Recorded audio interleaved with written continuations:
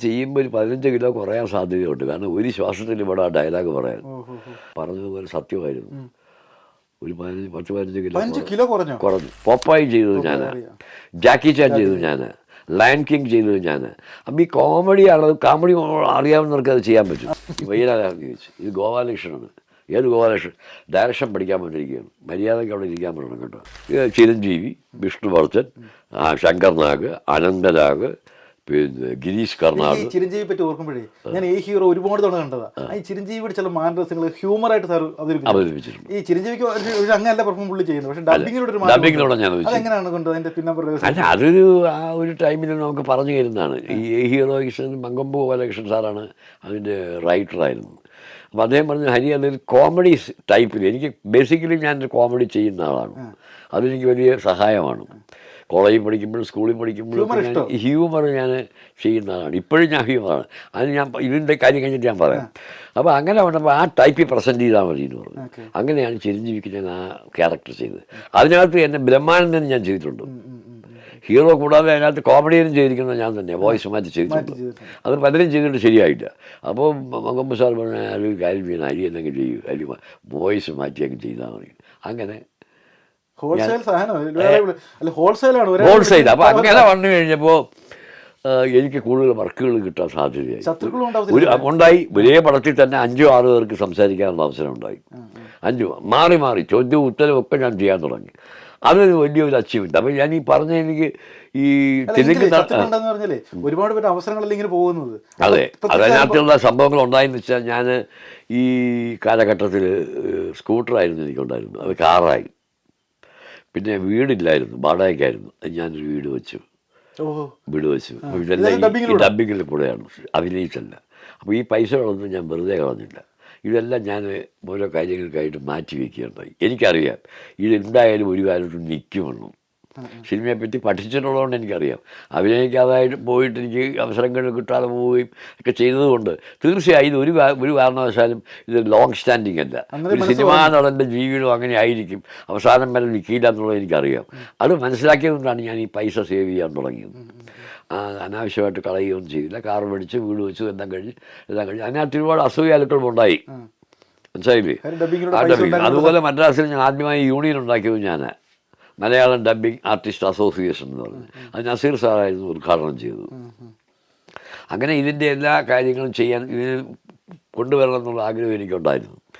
ആ സമയത്താണ് ഈ മലയാളത്തിൽ കുറച്ച് പേരേ അന്നുള്ളൂ, 10-30 പേരെ ഡബ്ബിംഗ് ആർട്ടിസ്റ്റ് ആയിട്ടുള്ളൂ. അപ്പോൾ രാധാരവി എന്ന് പറഞ്ഞ തമിഴ്നാട് ഡബ്ബിംഗ് ആർട്ടിസ്റ്റ് അസോസിയേഷൻ്റെ പ്രസിഡന്റ് എന്നെ വിളിച്ചു. നിങ്ങൾ ഒറ്റയ്ക്ക് നിന്ന് ഈ 10-30 പേര് നിന്ന് കഴിഞ്ഞാൽ ഫൈറ്റ് ചെയ്യാനൊക്കില്ല, നിങ്ങൾ എങ്ങനെ കൂടെ ചേരും, നമുക്കെല്ലാം ഒരുമിച്ച് നിൽക്കാമെന്ന്.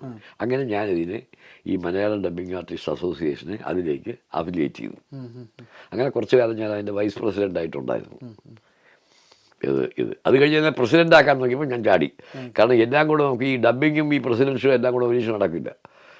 അപ്പോൾ അത് ഞാൻ അങ്ങനെ ആക്കി വന്ന് ഇതെല്ലാം കഴിയുന്ന സമയത്ത് ഈ കോമഡി ചെയ്തിട്ടുണ്ട് വളരെ പാട് ഞാൻ എനിക്ക് പറയാറില്ല.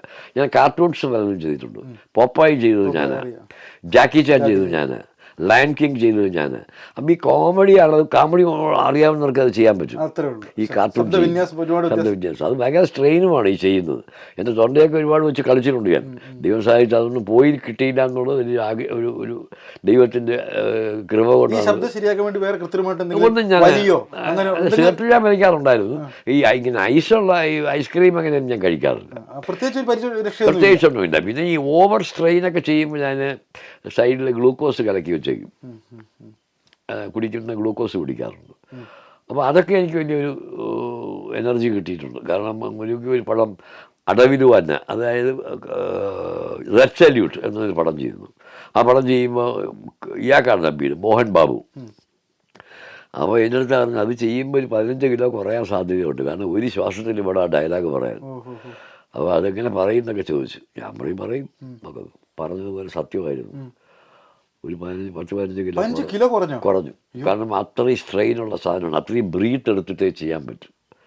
അങ്ങനെയൊക്കെ ഉണ്ട്. വെയിറ്റ് കുറഞ്ഞു, കാരണം അത്രയും എനിക്ക് ആ സ്ട്രെയിൻ ശരീരത്തിലെടുത്തു.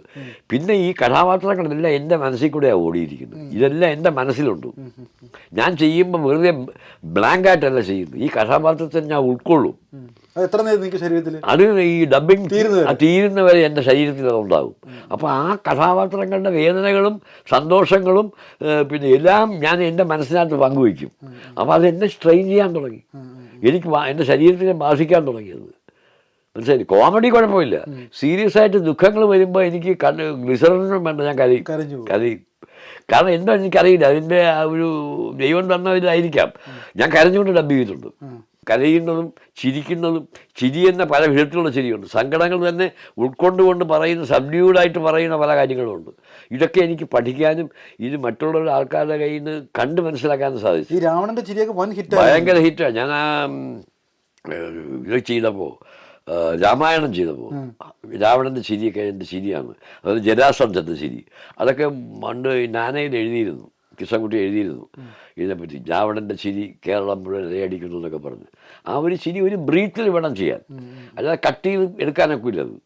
അപ്പോൾ അതൊക്കെ എനിക്ക് സാധിച്ചു. ഇതേ സാറേ, ഈ നമുക്ക് ചിരഞ്ജീവിയിലോട്ട് വരുമ്പോൾ അതിൽ വിഷ്ണുവർദ്ധന ചെയ്തിട്ടുണ്ട്, കുറേ പേർക്ക് ചെയ്തിട്ടുണ്ട്. ഇത് കുറച്ച് പാടല്ലേ, ഇവരുടെ ലിപ്പ് പിടിക്കാനും ഈ ആ പറയുന്ന സമയത്ത് തന്നെ ഡയലോഗ് അവസാനിപ്പിക്കുവാണ്, മലയാളം ഡയലോഗ്. അതിൻ്റെ വെല്ലുവിളിയൊക്കെ എങ്ങനെയായിരുന്നു? അതിൻ്റെ വെല്ലുവിളി പലതുമുണ്ട്. നമ്മളിപ്പോൾ ഒരു ടേക്കിൽ ഒരിക്കലും ഓക്കെ ആവില്ല. ഇതുവരെ ഒരു ടേക്കിലും നമ്മൾ ഓക്കെ ആയിട്ടില്ല. ചിരഞ്ജീവി എങ്ങനെ പഠിച്ചു സാറ്? ചിരഞ്ജീവി ചെയ്യുന്നപ്പോൾ ഞാൻ 10-15 ടേക്ക് എടുത്തതിന് ശേഷം മാത്രമേ, 10-15 പ്രാവശ്യം ഞാൻ പറയും, അതുകൂടാതെ ഒരു 10-15 പ്രാവശ്യം ടേക്ക് എടുക്കും. ടേക്ക് എടുത്തെങ്കിലേ ഏതെങ്കിലും ഒന്ന് ശരിയാവുള്ളൂ, അല്ലാതെ ഒറ്റയടിക്ക് ശരിയാക്കാൻ പറ്റില്ല. അപ്പോൾ ചിലപ്പോൾ ലിപ്പ് പോവും, ചിലപ്പോൾ അത് നമ്മൾ ഉദ്ദേശിച്ച തരത്തിൽ കിട്ടും, ചിലപ്പോൾ ആ മോഡുലേഷൻ വന്നില്ല എന്നിരിക്കും. അപ്പോൾ എല്ലാം ഒത്തിറങ്ങി വരണം എന്നുണ്ടെങ്കിൽ ഇറ്റ് വിൽ ടേക്ക് ടൈം. അതിന് ഏറ്റവും ബേസിക്കലി നമുക്കിതിന് വേണ്ടി ക്ഷമയാണ്. ക്ഷമയുണ്ടെങ്കിൽ എല്ലാ കാര്യങ്ങളും നീങ്ങുള്ളൂ. സിനിമയ്ക്ക് കളഞ്ഞിട്ട് അത് ഒരുപാട് പേര് ഈ രംഗത്ത് വന്നിട്ട് വേണ്ടാന്ന് പറഞ്ഞ് പോയവരെ എനിക്കറിയാം. ഞാൻ പേര് പറയില്ല. വളരെ പ്രശസ്തരായ പലരും ഈ രംഗത്ത് വന്നിട്ട് ഡബ്ബിങ്ങിന് കൊണ്ട് എന്തെങ്കിലും നേടാമെന്ന് പറഞ്ഞ് വന്ന് ആദ്യത്തെ 2 ദിവസം കഴിയുമ്പോൾ ഇത് നമുക്ക് പറ്റിയ പണിയല്ലെന്ന് പറഞ്ഞ് പോയിട്ടുണ്ട്. ഞാൻ കണ്ടതാണ്. അത് ഉദാഹരണത്തിന് ഞാൻ ഹായ് സുന്ദരി എന്നൊരു പടം ഡബ് ചെയ്യുമ്പോൾ നമ്മുടെ നാദിർ ഷായും ദിലീപും കൂടെ വന്നു. ദിലീപ് എന്ന പ്രശസ്തരായ നടനന്മാരല്ല.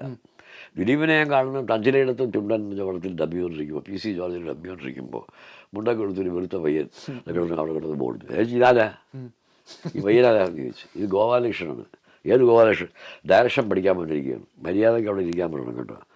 ഞാൻ ഡബ് ചെയ്യുമ്പോൾ എനിക്ക് വളരെ നിർബന്ധമുള്ള സംഭവം, ഡബ് ചെയ്യുമ്പോൾ ആരും മൂവ് ചെയ്യാൻ പാടില്ല. കാരണം നമ്മൾ അത്രയും കോൺസെൻട്രേറ്റ് ചെയ്ത് അയാളുടെ ലിപ്പിൽ നോക്കിയിരിക്കുമ്പോൾ ഒരു മൂവ്മെൻറ്റ് അങ്ങോട്ടും ഇങ്ങോട്ടും വന്നുകൊണ്ട് നമ്മുടെ കോൺസെൻട്രേഷൻ പോകും.